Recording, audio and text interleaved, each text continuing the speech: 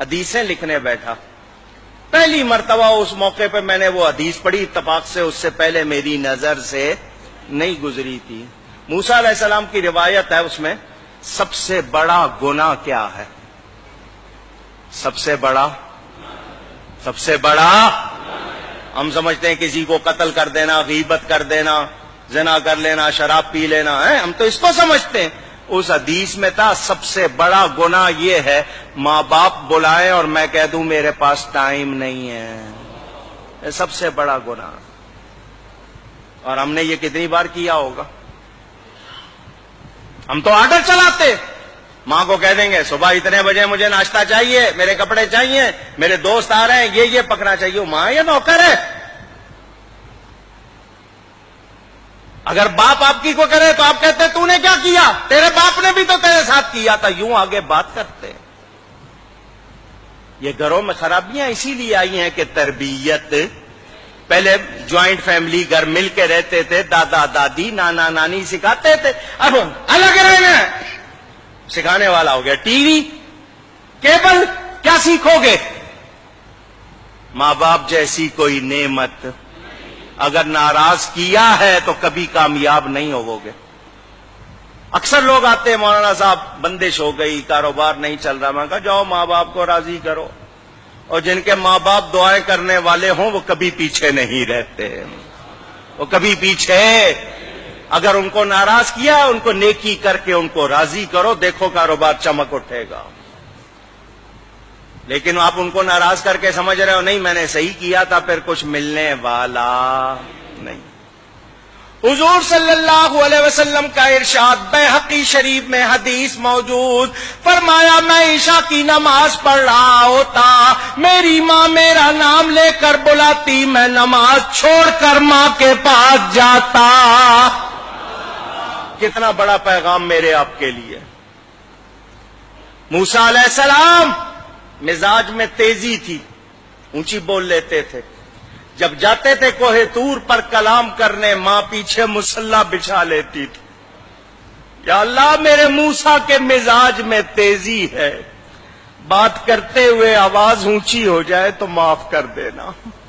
نبی تھے وہ، معصوم. ماں ہوتی ہے، دعا کر رہی ہے، ماں کا انتقال ہو گیا. موسیٰ علیہ السلام طور پر گئے، غیب سے آواز آئی آج ذرا ہوش سے بات کرنا، پیچھے دعا کرنے والی نہیں بیٹھی. اب پہچانو ہمارے گھروں میں بے برکتی اسی لیے ہے کہ ہم نے ماں باپ کی قدر بلا دی. مگر ماں باپ بھی بڑے عجیب ہو گئے، انہوں نے اولاد کے حقوق نہیں پہچانے. آرڈر دیتے ہیں یا مارتے ہیں یا سختی کرتے ہیں یا ان کی جو ضروریات پوری نہیں کرتے، تربیت نہیں کرتے. دونوں کو ٹھیک ہونا پڑے گا. اولاد پر ماں باپ کے 6-7 حق ہیں، ماں باپ پر اولاد کے 80 سے زیادہ حقوق ہے. پتہ سیکھتے نہیں. میری پوری تقریر اس موضوع پر بھی ہے، اس کی بھی ریکارڈنگ ہے، دیکھ لینا، سن لینا. پہچانو، کوشش کرو، اپنے معاشرے کو ٹھیک کرو. جہاں ماں باپ کی قدر نہیں ہوگی وہاں برکت. کتنے واقعات ہیں، عجیب عجیب واقعات. یہ واقعہ میں نے آپ کو کئی مرتبہ سنایا ہوگا، ایک بار پھر سن لو. موسیٰ علیہ السلام جا رہے ہیں، لمبا سفر ہے. اللہ نے فرمایا موسیٰ پیدل سفر کر لو گے یا سواری چاہیے؟ یا اللہ سواری مل جائے تو آسانی ہوگی. فرمایا یہاں ہمارا ایک بندہ ہے، جاؤ اس کے پاس، وہ تمہارے لیے سواری کا انتظام کرے گا. موسیٰ علیہ السلام چلے گئے ان کے پاس. وہ بندہ نبی نہیں تھا، اللہ والا تھا. فرمایا میں اللہ کا نبی موسیٰ علیہ السلام. اس نے قدر کی، عزت کی. حکم. فرمایا میں نے سفر کرنا، مجھے سواری چاہیے. اس نے بادل کو اشارہ کیا، اس بندے نے، بادل نیچے آ گیا. فرمایا اس پر بیٹھ جائیے، جہاں کہیں گے پہنچا دے گا. موسیٰ علیہ السلام نبی ہیں، نبی کے ذریعے اس کی شان دکھانی تھی اللہ نے، نبی کی زبان سے لوگوں کو پتا چلے. موسیٰ علیہ السلام بیٹھ گئے اس پر. بادل جب اونچا ہوا، یا اللہ اس بندے کو یہ کمال کیسے مل گیا؟ اللہ نے فرمایا موسیٰ اس نے اپنی ماں کی بڑی خدمت کی، اپنی ماں کی بڑی خدمت کی، اس کی ماں نے ایک دعا دی تھی، اس کی ماں نے